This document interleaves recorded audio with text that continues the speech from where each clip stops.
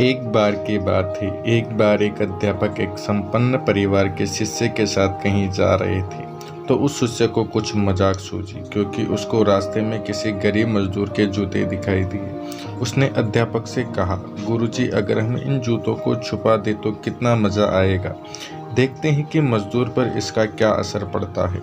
अब उसको तो मजाक सूझ रहा था, लेकिन गुरुजी ने कहा कि नहीं, गरीब इंसान के साथ इस तरह का भद्दा मजाक करना ठीक नहीं। उसने कहा, क्यों ना हम इन जूतों में कुछ सिक्के डाल दें और देखें कि इसका इस गरीब मजदूर पर क्या प्रभाव पड़ता है। उन्होंने ऐसा ही किया। जैसे ही मजदूर अपना काम करके लौटा और उसने एक पाँव अपने जूते में डाला, तो उसको कुछ कठोर सा महसूस हुआ।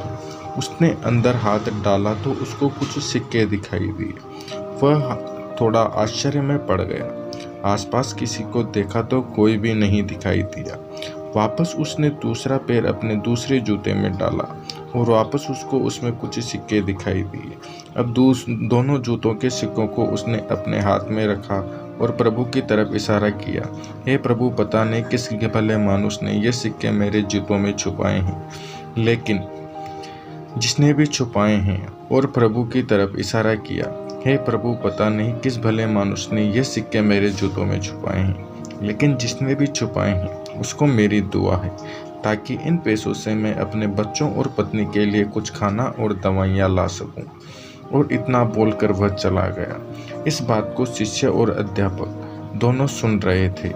अब अध्यापक ने शिष्य से पूछा कि अब तुम मुझे बताओ कि तुम्हें कैसा महसूस हुआ, तुम्हारी पहले वाली मजाक या मेरा यह वाला तरीका। तो उसने कहा कि गुरुजी, मैं आपसे क्षमा चाहता हूँ। अब मुझे समझ आ गया कि सच्ची खुशी किस चीज़ में है।